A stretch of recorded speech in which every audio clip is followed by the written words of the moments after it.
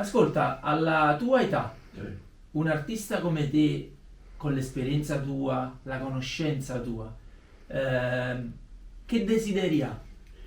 Io desidererei, ma proprio te lo dico proprio con tutto il cuore, di fare una trasmissione televisiva. Come le facevi negli anni 70? Esatto, tale e quale.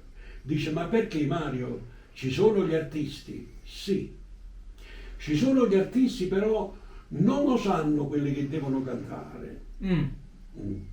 Spiegami meglio.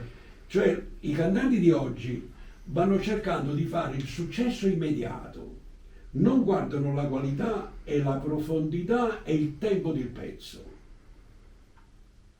Quindi tu la trasmissione ce l'hai già in testa? Io te la immagini già? il programma già ce l'ho in testa io, quello di far fare le canzoni, non questo modo di, per l'amor di Dio, tanto di rispetto per questi giovani eccetera, ma per fare le canzoni che possano entrare nelle case della gente che ha una certa cultura e ha un certo senso di voler delle belle cose. Tu lo sai che c'è un collettivo rap che qualche anno fa in un pezzo loro aveva anche preso un campione di una piccola interpretazione tua, Maiano, no? Sangue Mosso. Sangue Mosso. Lo so. Canta Mario Trevi. Mario Trevi. Canta Mario Trevi. Tutti i miei 60 anni di carriera in un libro. Qui dentro ci sono tutti i miei festival di Napoli, le belle premiazioni, primo premio, secondo premio, terzo premio, tutti i miei pensieri, tutte le mie paure, tutte le mie emozioni. Beh, cosa dire di Mario Trevi? Indubbiamente uno dei più grandi interpreti della canzone napoletana. Mario Trevi è Napoli, Mario Trevi è vale, come sei su è Napoli, capito?